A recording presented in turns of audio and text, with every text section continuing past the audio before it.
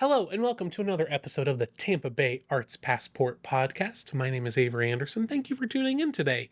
Today's conversation is with the one, the only, you've probably seen him on Instagram, TikTok, and YouTube, Tyrese Pope. Tyrese is a very cool sound designer, theater maker, rapper, content creator. What is a content creator? What a fantastic question to lead into this episode. Please enjoy this fantastic conversation with Tyrese and all of the interesting, fascinating new digital ideas and terminology that he's going to bring up. All right, enjoy. All right, hello, Tyrese. How are you? I'm good. How are you? I'm great. I'm so excited for you to be here. I am too. In all my years of content, this is the first time I've ever actually sat down to do a podcast. Really? So yeah, this is new for me, but I'm excited. Well, Yeah, I was thinking about that because you are the king of content. Wouldn't say that. I would say so. In the Tampa Bay St. Pete area, my mind always goes to you first. So I was appreciate it. "No, you got this. This is second nature to you." Yeah, I mean, I'm pretty comfortable looking down the barrel of a lens at this point, and I never really get nervous on camera. But this format is new to me. This is different. Yeah, because we're talking about you. Yeah, which I'm not big on talking about myself. But so this should be interesting. This should be fun, being forced to talk about myself. No, you're amazing. I love you. I think you're great. I appreciate it. For those that don't know, Tyrese is an amazing. This is how I'm gonna describe you. Okay. And then you tell me if you like it or not. I think you're a sound designer, content creator, TikTok, Instagram, YouTube, amazing influencer with over 1 million followers. And you're just a really cool theater maker, good person. I appreciate that. Whenever someone asks, I guess for what I do for a living, I usually say I make videos for social media. In the broadest way to describe it, I say I'm an entertainer.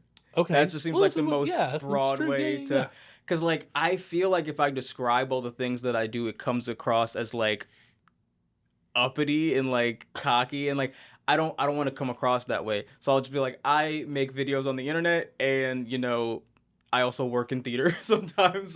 That's how I'll explain it. You're an artist. Yeah. Yeah. Yeah, artist and entertainer. Yeah, that's how I would explain it. Look at that. Yeah. We just simplified the whole thing. There you go. Okay, but so we met when you were a fellow at American Stage. Yes. So you have a background in theater. Yeah. You have a background in video production work.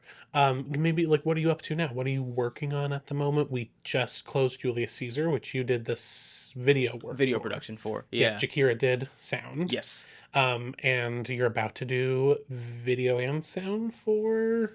Video is TBD at the moment, but sound for Streetcar. Okay. Streetcar Named Desire. This is also how theater works. We're you're doing this, Yeah. right? Yeah, 100%.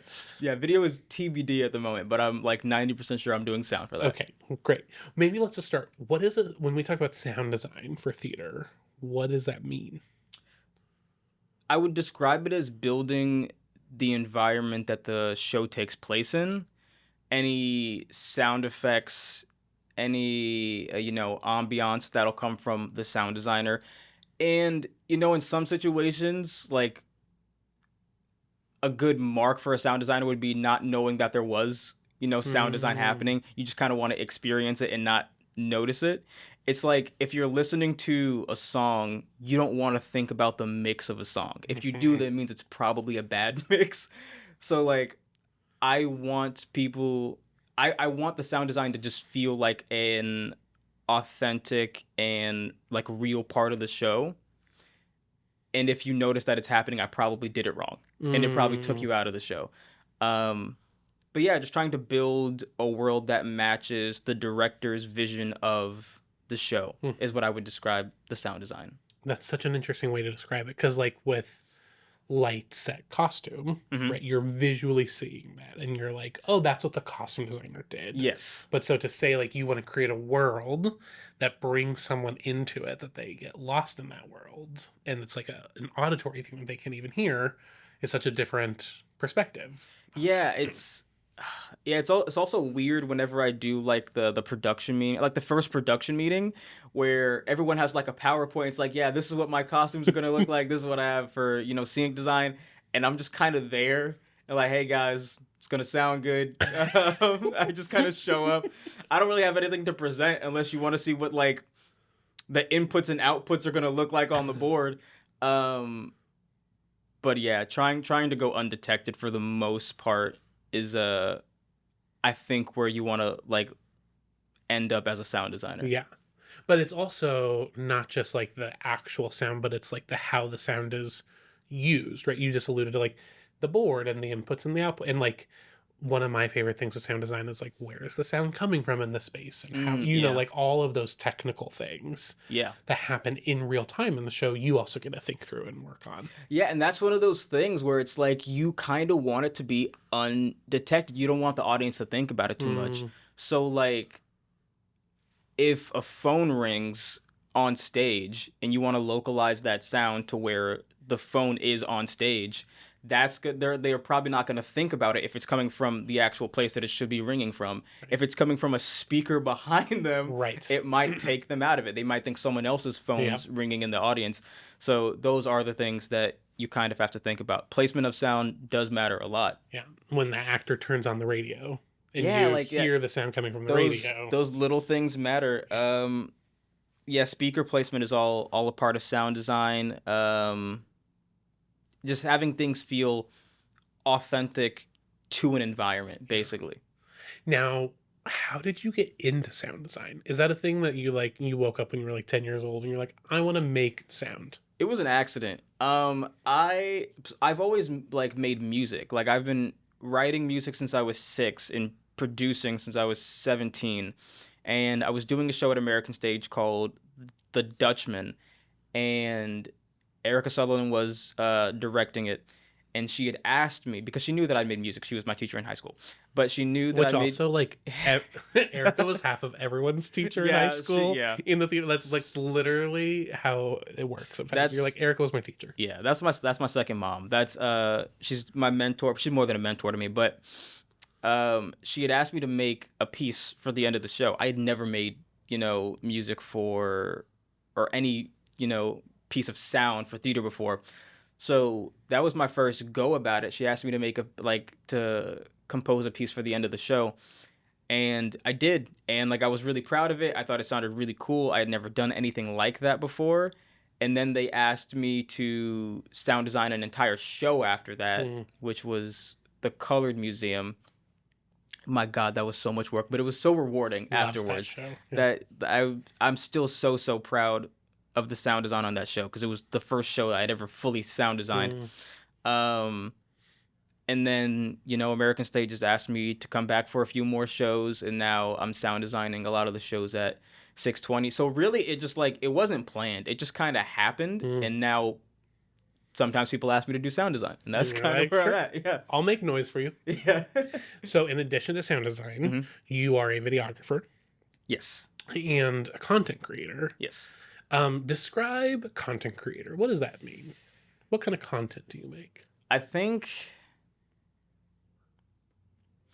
don't know. I feel like content creator is so broad. I feel like a lot of people are content creators and probably don't realize they're a content creator. Because I don't see content as just like a visual medium. Like I feel like even people who have a blog, I consider that like a kind of content creation. People who write. The kind of content that I make, I also kind of broad, I guess, because I've fallen in like every niche that you can think of.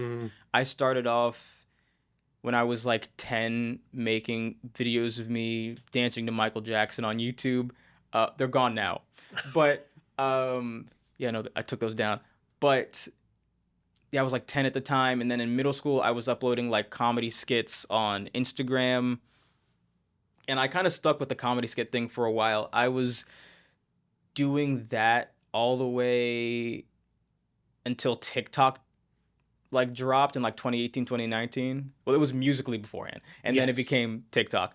And I joined in 2019 just posting comedy skits. So I built a page doing comedy, and then I made another page for music because, my whole life I've been making music. And then strange set of circumstances ended up playing Wordle on TikTok. That's not the most natural progression of content. Wordle, like the New York Times. The New York Times game Wordle. Like you just film yourself playing Wordle, and people are like, "Oh my God, go Tyrese!" Basically, yeah. So I loved the game Wordle. Like I was watching people play it on TikTok because I found out there was like a group of people that played it on TikTok, and I went to VidCon one year, which is like a creator conference in LA, and I met up with two creators there that played Wordle on TikTok, two people that I had been watching for a while, and I was hanging out with them, and they were like, "You should try making a Wordle video. Like it's fun. You should try it." And at the time, I was really focused on making music-based content because I was like trying to promote my music. Sure. And I was like, how am I gonna get this to work? Like, how am I gonna make a Wordle video but have it fit where my account is right now? So I started doing these Wordle raps where I would play Wordle and then I would take all of my guesses and rap with it every single day. Oh my gosh. And it was so much fun, but it was so much work. And I did it for months, like every single day for months. And I became a part of this like Wordle community on TikTok that was so much bigger than I ever thought it could be. And at some point I stopped doing the Wordle raps because it just became a lot to do every day. Because this was during the time that I had the American Stage Fellowship. So I was putting in so many hours a week at the theater, and I just didn't have a ton of time to film the videos. So eventually I stopped doing the Wordle raps, and on a separate page, I was just playing Wordle and Connections, another New York Times game, and that just became like a thing of its own. Like without the raps, just me playing Wordle became a thing, and that's my most active page right now. That's crazy. Yeah, like I said, not like a natural progression, but that's where I'm at right now. But sometimes you just zig and zag, and No, it's so strange, and it's provided me with like some of the craziest opportunities that I've ever gotten in like the world of content creation. Like so what? Like one of them I legally can't talk about yet because I signed an NDA, but I'm trying to think of what I can talk about from the situation. I filmed something in Manchester in the UK.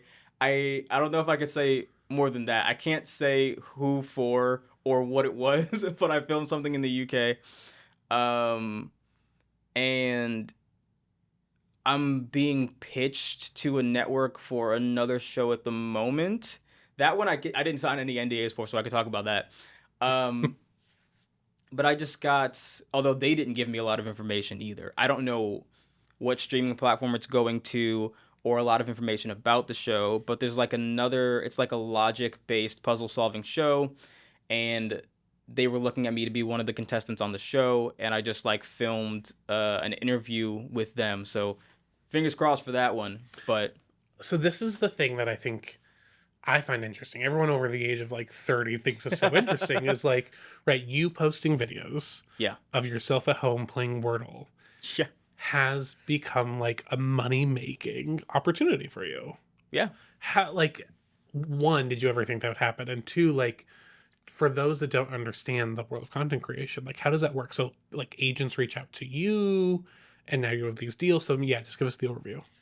Yeah, I mean, there's so many ways to make money online. I think there's more people out there that can make money online than what people think is possible at the moment. I think people think it's too saturated, but really it's just saturated at the bottom. Like it's really just people that it's saturated with like low effort, low quality content. But if people are willing to put in the work to like, climb up the ladder a little bit, it's less saturated, I like the quality stuff. Yeah. The more skills you acquire, the less saturated it's going to be. Sure.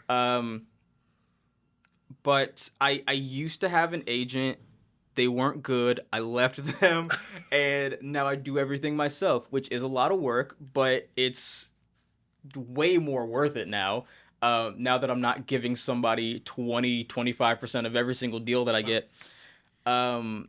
As far as whether or not I thought this would be the outcome of everything, that's kind of tough to answer because part of me has always had this like innate belief in myself that I was always going to make something out of it. Didn't think it would be like this. So like I thought something would happen. I didn't know this would happen in this way. Sure. I thought that I would be able to make something out of entertaining people. I didn't know it would be Wordle. um, but yeah, I've been a full-time creator since May of 2020. That's when I quit my job at Airbnb. I was doing customer service for Airbnb. That sucked. So not worth it. But yeah, I clocked out for lunch and I didn't clock back And then just in. I never just clock left. back in. And it's been almost 6 years. Almost 6 years. Wow. Did you think you would, like, looking back 6 years later, did you think you would be able to make a whole life out of this? And because I think sometimes you're like, I'm going to try it. And you're like, we'll give it a year. But now you're Yeah. half a decade of doing this. Yeah, no, when I quit, there was like no money lined up. There was no deals lined up. There was no backup plan. I just knew that if my back was against the wall, I'd figure something out. Mm. Because I feel like I work well under pressure. Mm-hmm. So I just had to create pressure a little bit. Totally. And I understand that that's not an easy thing for a lot of people to do. Yeah. Like I'm a very like high risk person.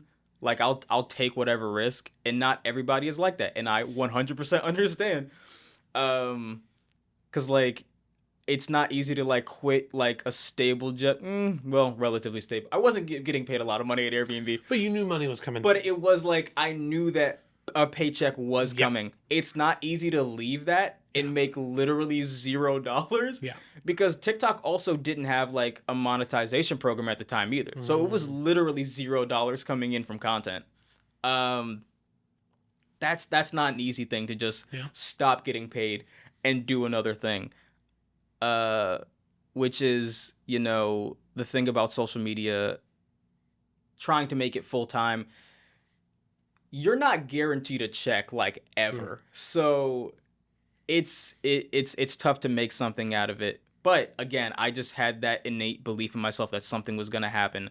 I was posting like 6 videos a day or something crazy at the time. I was just determined.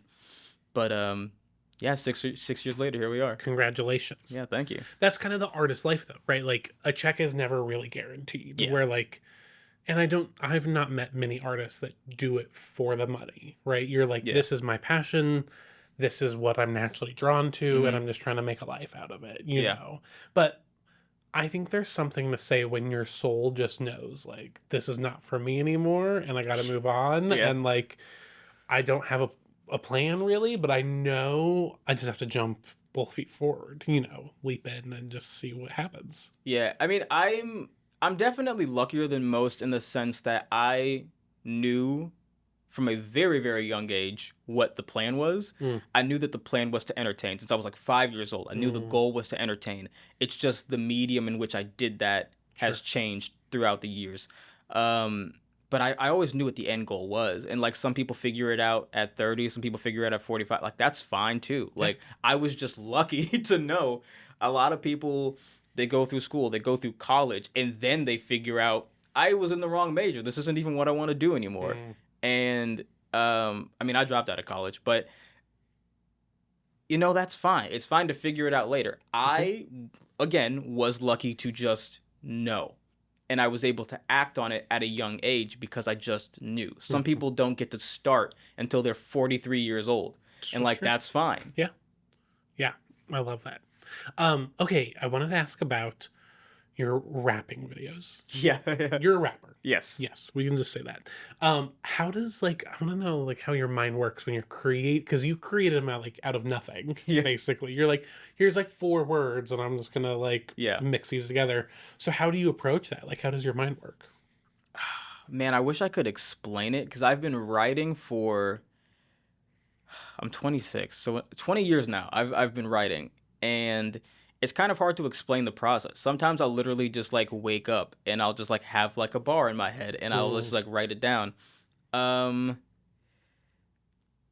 man, yeah, I wish I could explain the writing process, but it's so it just happens. I literally just I'll have a word bank in my head and it's okay, this is the word that I just ended on. I need a list of words that rhyme with this word. That's tough. It's tough to explain. You're like inspiration just strikes and it spills out and Yeah, it's tough. I mean, rhythms are very important to me. So when I'm writing a song, I usually will make a beat first and then I will just mumble a melody and a rhythm hmm. and until I find something that's catchy or like a line that I like. And then I'll take that melody slash rhythm and then I will fit words into it instead of thinking of lyrics first and finding a way to fit that Mm, onto the beat. I'm got thinking it. of melody and rhythm first, and then I'm finding lyrics that fit that melody and rhythm. That's so interesting. Because you can say whatever you want, but if it's not in a vehicle that it's sonically pleasing, no one's gonna care what you just For said. sure. So I try and think of the catchy thing first, and then I find lyrics to fit that thing. Mm. I also have like a list. Whenever I think of like an individual line, I have a list in my phone that just says bars, and I'll just like, I like a single line. I'll just like whenever I get one, and then when I'm writing a song, sometimes I'll just scroll through it and I'll be like, oh, this fits that beat, and then Mm. I'll do that. But as far as how I like actually think of lines, that's so tough. I mean, I love analogies, similes, metaphors. Like I love that kind of thing. Mm. So yeah, I'm kind of at a loss for words right now trying to describe it. What's funny is if I tried to like if I tried to like figure out my thoughts in a rap form, I could probably make sense of it. It's Mm. actually easier for me to make sense of things if I like write about it in that way. Interesting. Like it would be a lot easier for me to convey feelings if I was able to like rap Rap. about it. Like I'll have like a feeling that I can't quite describe like in layman's terms or something like that, and I'll just be like, oh, but if I was rapping, I would know exactly how to explain what. So Interesting. that's really weird that I kind of like think Yeah. about my life through that lens. But Like yeah, that's how your brain naturally thinks. yeah, That's that is cool. it is kind of weird to think about that from like an outsider's perspective looking in. But to me, it feels so natural. It's Hmm. like, yeah, that's just how I kind of make sense of the world. It's through music. I love it. So yeah, that's interesting. Okay, so as we start to wrap up, you've been on this journey for 6 years. Yeah. Artist, content creator, sound designer. What does the future look like for you? I think content creator is going to stick around for a while. I think I'm going to wear that badge for a good deal of time because I think it's the best way for me to sort of it's like an amalgamation of all the things that I love. I get to Mm, do it through content. Like I get to do the music, I get to do acting through the skits and everything. Um and I think kind of all my passions can kind of come together for content creation. So I think I'm going to wear that badge for a while. Um, I'm lucky enough to be at the point where I can just kind of take on projects that I feel are creatively challenging. I'm blessed enough to like not be in the position where I need every bit of work that I can get. So like picking projects that I feel like will again be like creatively challenging, um, projects that I think would be fun to sound design, that kind of thing. So I'll still be sound designing. Um, I really want to work on films. mm, Like I'm planning to buy a cinema camera soon. I want to start making short films, but yeah, I mean that content creator. But I used to hate it. Like I used to hate the idea mm, of being a content creator. Not like I didn't. Not that I didn't like it, but I didn't like what would be associated with it. for sure. I guess that's why like if someone's like, "Oh, so you're an influencer," it's like, "Ah, no, no, no, no, No, no." no. It's like, no, no, no, Well, no. there is like a connotation that There comes with that, right? is Yeah. because like I have a picture in my head when I hear the word influencer, and I don't like that person. Right. So, It's like, hi um, guys, here's me unboxing. yeah, Yeah. Yeah. I don't know, man.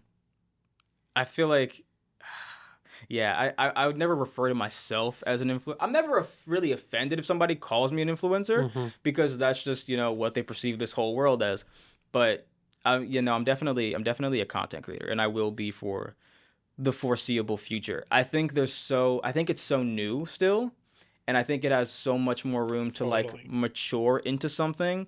Like I'm seeing like real filmmakers in the content creation space, and they're creating these like wonderful, beautiful pieces of content. And it's just showing me the things that are possible in that world. And I'm like, yeah, I'm going to be here for a while. Yep. So It's so interesting because I think for me, for speaking for myself, like, right, I want art that creates community. mhm. And I think that's what we're all searching for. And it's so different when that community is in the digital space, Yeah, right? yeah. Versus like theater brings you physically together, but content creation creates a community of people from wherever they are accessing it, but that's just a community in its own different way. And what that evolves into and morphs into, and as you said, like continues to grow and mature is interesting to see what happens. Yeah, I mean, the whole digital community thing is strange because they don't feel like real people. Sure. Like sometimes it does just feel like numbers on a screen. Like I'm kind of numb to the numbers at this point. Like I'm aware that I'm doing well engagement wise on social media, but it does just feel like a number at this point. Um but like there will be times where someone will like recognize me in public or something, and it's like, oh, you're real. It's like, oh, you're a real person Like that that watches number my is an videos. actual human. Yeah, it's like that's like a real weird thing to think about because it's easier to post videos when there is that separation. Sure. Yeah, because if you feel like you're being judged by 2 million people all the time, then it gets a bit more difficult.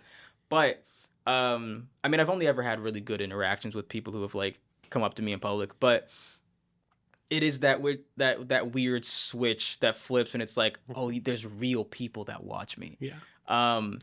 So that's cool. But like I more so like within the past year, I have felt like a real sense of community. Like I'll see the same people like commenting a lot and like, you know, engaging with other people in the comment section. So that's really cool to see.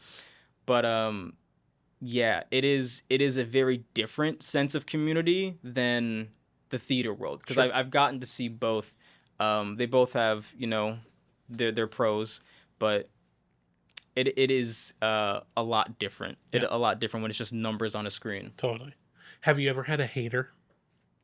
Oh, and yeah, Like 100, someone that like, just like every video you're just like, oh, not this dude again. I think, yeah, man. There's so many people think I cheat at Wordle online. Well, I shouldn't say so many. It's a very small percentage of people that see the videos that will be like, he's obviously cheating. But I think it's funny most of the time. But there was one person in particular, I don't even remember their username, but they went through like 30 of my videos and just copied and pasted the same comment, like he's obviously cheating. Oh my And I gosh. was like, I kind of respect it. Like there was a lot of dedication. Like you went through like 30 of my videos. So that was kind of awesome. Like I wasn't really that mad about it. I usually find hate comments funny, and I'll usually just reply like, thanks, I appreciate it, or something like that. Thanks for the support and the engagement. I don't think it's okay that we normalize, you know, cyberbullying, because everyone's like, well, you're online, what did you expect to happen? I think it's weird that we normalize just because you're behind a screen that they're not human anymore.